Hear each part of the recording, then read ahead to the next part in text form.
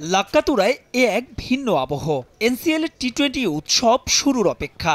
ইতোমধ্যে পৌঁছে গেছে দলগুলো, মাঠের অনুশীলনও শুরু করেছে স্বাগতিক সিলেট। প্রথমবারের মতো যারা জিতেছে জাতীয় ক্রিকেট লিগের লঙ্গার ভার্সন।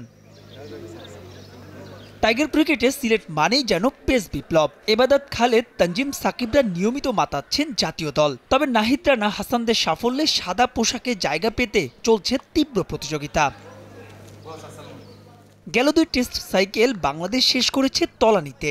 তবে এবার টাইগাররা জিতেছে 4টি ম্যাচ, যার 3টি আবার অ্যাওয়ে। 2025 থেকে 27 টেস্ট সাইকেলে নিজেদের অবস্থান এবার আরও ওপরে নিয়ে যাওয়ার সংকল্প পেসারদের, যে জন্য তরুণদের নানা পরামর্শ দিচ্ছেন সিনিয়র ক্রিকেটাররা। নেক্সট সার্কেল আসবে, নেক্সট যে টেস্ট চ্যাম্পিয়নশিপ আসবে, ওইখানে আরও বেশি ম্যাচ জিতবো, আরও বেশি ম্যাচ ড্র হবে।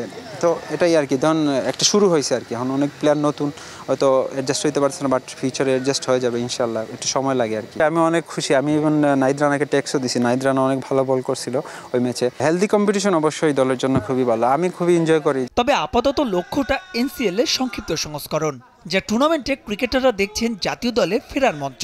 সঙ্গে স্বাগতিক হওয়ায় সিলেটের যেমন সম্ভাবনা দেখছেন, সাথে দেখছেন চাপও। আমাদের নিজেদের হোম গ্রাউন্ড, আমরা খুব ভালোভাবে চিনি এখানে। তো এটা যে জিনিসটা হচ্ছে, এখন ভালো খেলতে হবে, যেহেতু শর্টার ফরম্যাট, এখানে সময়টা খুবই কম এবং হাই ইন্টেন্সিটির গেম। তো তাড়াতাড়ি অ্যাডাপ্ট করতে হবে। অনেক ইয়াং টিম, তারা ক্যাপেবল, কারণ তারা পারফর্মার। আর একটা টিমে যখন পারফর্মাররা থাকে তখন টিম রেজাল্ট করে। আমরা আশা করি যে টিম একটা ভালো রেজাল্ট করবে, কারণ আমাদের যে বোলিং ডেপথ যদি দেখেন, অনেক স্ট্রং বোলিং ডেপথ। আমরা যদি আমাদের প্ল্যান অনুযায়ী আমরা ব্যাটিং ঠিক মতো করতে পারি, ইনশাআল্লাহ আমাদের ভালো প্রিপারেশন আছে, আমরা একটা ভালো কিছু করব। ঢাকা সিলেট ম্যাচ দিয়ে বুধবার থেকে শুরু হবে এনসিএল এর টি-20 ফরম্যাট। মাহবুব রিমন, সময় সংবাদ।